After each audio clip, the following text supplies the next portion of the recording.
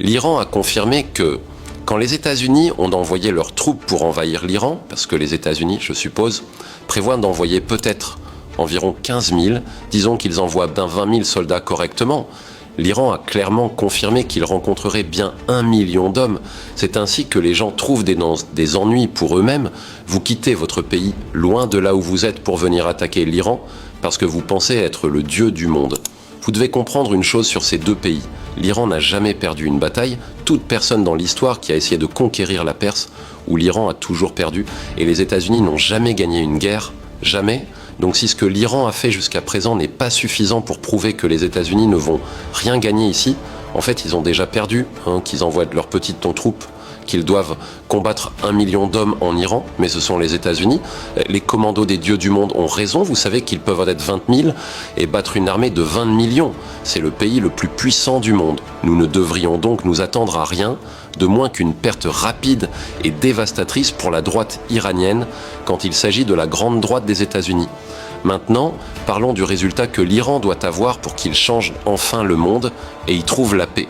Et il y a 3 choses majeures que l'Iran devra faire dans ce conflit. La première chose est de changer les règles du détroit d'Ormuz.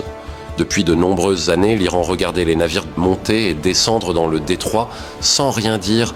Ils ont regardé les pays arabes vendre leur pétrole librement, travailler avec les États-Unis pour déplacer tout l'or, le pétrole et le gaz. Ils riaient de l'Iran et disaient que vous êtes sous sanctions, et nous non. Ils montaient et descendaient en gérant autant de navires qu'ils le souhaitaient, pendant qu'ils gagnaient de l'argent dans ce domaine. Et l'Iran avait le pouvoir de les arrêter tout ce temps, maintenant nous le savons bien, mais l'Iran n'a jamais interféré ou fait quoi que ce soit pour arrêter le flux de l'économie dans ce domaine. Avant d'entrer dans le vif du sujet, je vous demande une chose très importante. Vous êtes sur Poutine TV. Ici, on analyse, on questionne, on réfléchit. Ce type de contenu dérange, ce type d'analyse n'est pas toujours accepté par les grands médias dominants et il arrive souvent que ce genre de vidéos soit supprimé, limité ou rendu invisible. Alors je vous invite dès maintenant à vous abonner, à liker et surtout à partager massivement cette vidéo. Enregistrez-la, diffusez-la autour de vous. Plus vous partagez, plus il devient difficile de faire taire certaines analyses. Si vous voulez que cette chaîne continue d'exister et de proposer un regard alternatif, votre soutien est essentiel. Tout ce que l'Iran a demandé était qu'on les laisse tranquilles et qu'on lève les sanctions. C'était la seule chose que l'Iran voulait. Il ne suffisait pas qu'ils imposent déjà des sanctions à l'Iran, mais leur arrogance ne leur a pas rappelé que l'Iran a un levier majeur dans ce détroit d'Ormuz. Et maintenant qu'ils ont réveillé l'Iran et que l'Iran leur a montré, ainsi qu'au monde entier, qu'ils peuvent arrêter le flux économique de tous les pays du monde en utilisant ce commerce, l'Iran devra changer ses règles. Et d'après ce que nous entendons, c'est que l'Iran va facturer une taxe qu'ils ont déjà commencé à appliquer. Ils facturent au moins 2 millions de dollars pour les navires qui passent, mais pour l'instant, ils ne permettent pas aux navires qui ont à voir avec les États-Unis et Israël de passer. Nous parlons de pays du Golfe comme l'Arabie Saoudite et les Émirats Arabes Unis, vous les nommez, même s'ils voulaient payer, l'Iran ne leur permet pas de passer. Les seules personnes qui paient maintenant sont par exemple les Chinois, ou d'autres qui passent en payant la taxe. Vous savez que le Pakistan a pu y faire passer sa flotte, l'Inde aussi. Chacun d'entre eux paiera une taxe. Il est possible que cette taxe soit au maximum de 10%, mais nous connaîtrons le paiement final à la fin du conflit. Donc quand l'Iran dit que le détroit d'Ormuz ne sera plus le même, c'est parce qu'il s'assure que tout le monde devra payer pour utiliser cette voie. C'est aussi parce que l'Iran ne croit pas vraiment qu'ils vont obtenir quelque chose des États-Unis en termes de réparation pour les dommages qu'ils ont causés dans leur pays. Donc en prenant ces frais, cela va aider dans les efforts de guerre. La deuxième chose importante que l'Iran devra faire est de battre Israël. Ils doivent démanteler complètement ce pays à un point où Israël n'aura plus la force d'attaquer le peuple palestinien ni les Libanais, et toutes les autres forces autour de l'Iran doivent y parvenir. Si l'Iran permet à Israël de rester une force dans cette région, ils continueront de causer un problème majeur à l'Iran. Israël, tant qu'il a une certaine capacité, sachant qu'ils sont soutenus par les États-Unis, continuera à semer la terreur dans cette région.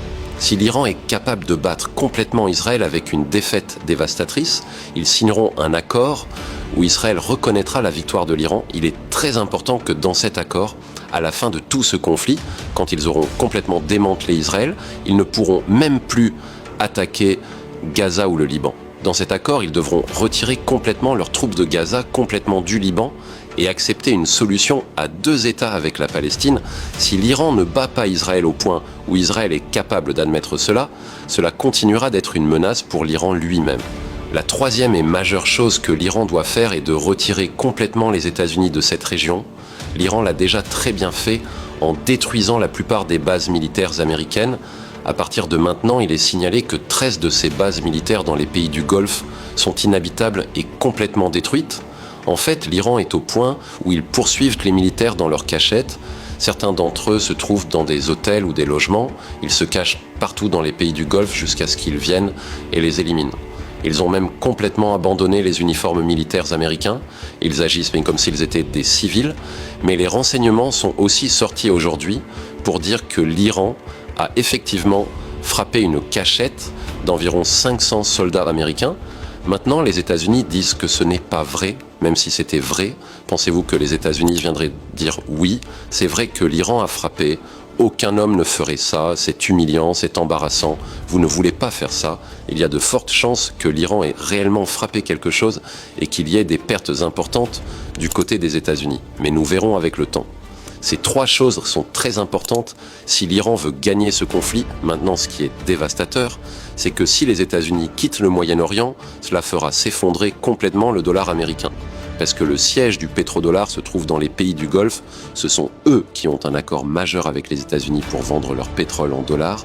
Et l'Iran, quand ils vont demander une taxe de 10% dans le détroit d'Ormuz, cela va être payé en monnaie chinoise. Et tout cela vise à concurrencer le dollar américain. La raison pour laquelle le dollar américain va s'effondrer est que tout d'abord les États-Unis ont une quantité extrême de dettes. Et la plupart de ceux qui possèdent la dette américaine sont le Japon, la Chine et les pays qui aident les États-Unis à survivre et garantissent le paiement de la dette sont les pays du Golfe. Quand vous avez l'Arabie Saoudite, ils ont une co-entreprise d'installation pétrolière avec les États-Unis. Ils vendent leur pétrole en dollars américains. Ils achètent des armes américaines chaque année. Nous parlons de milliards de dollars. Il s'agit d'un arrangement pour maintenir le dollar américain à flot. Et ce n'est pas seulement l'Arabie Saoudite. La plupart de ces pays du Golfe dont nous parlons, je pense qu'ils disent qu'ils ont peut-être 13 bases américaines et 13 ont été complètement détruites par l'Iran. Et ces bases américaines se trouvent dans plusieurs pays que l'Iran bombarde, comme les Émirats arabes unis, le Qatar, l'Arabie Saoudite, le Koweït, vous les nommez, et vous avez aussi des pays comme l'Irak. Donc la façon dont les États-Unis survivent avec toute cette dette, c'est en continuant à vendre et en profitant des pays du Golfe. Si les États-Unis quittent cette zone, le dollar américain n'aura aucune garantie qu'il pourra régler sa dette. Et si cela se produit, l'inflation se produira aux États-Unis.